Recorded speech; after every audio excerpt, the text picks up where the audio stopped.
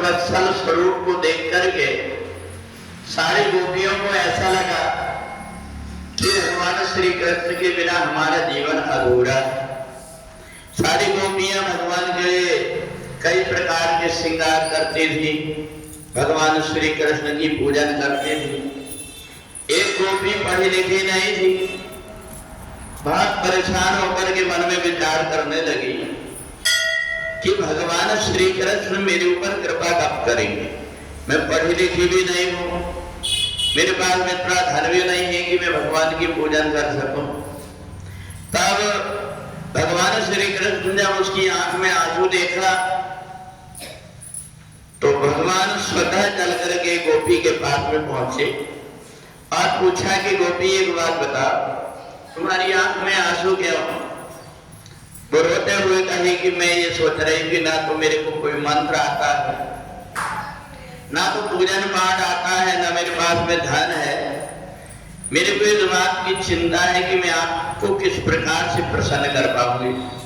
भगवान ने कहा चिंता मत करो, मैं तुम्हें एक उपाय बताता हूं, जिस उपाय से हजारों यज्ञ करने वाले को मेरे दर्शन करना दुर्लभ है, परंतु उस उपाय से मेरी आराधना करने वाले को मेरे अतिरिक्त और कोई धाम नहीं बल्कि गोलोक धाम की प्राप्ति होती है।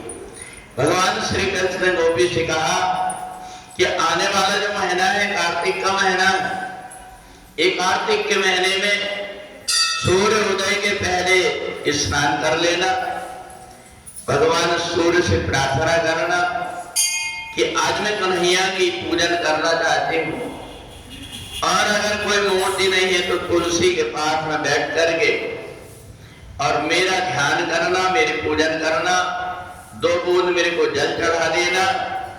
कार्तिक के महीने में जो मेरे ऊपर 2 बूंद भी जल चढ़ा देता है उसको किसी जन्म में मेरी कमी की एहसास नहीं हो पाता, हर जन्म में वो मेरी भक्ति को प्राप्त करता है। तो इस प्रकार से भगवान ने जब उन गोपियों को बताया तो दूसरी गोपियां बड़ी प्रसन्न हो गई।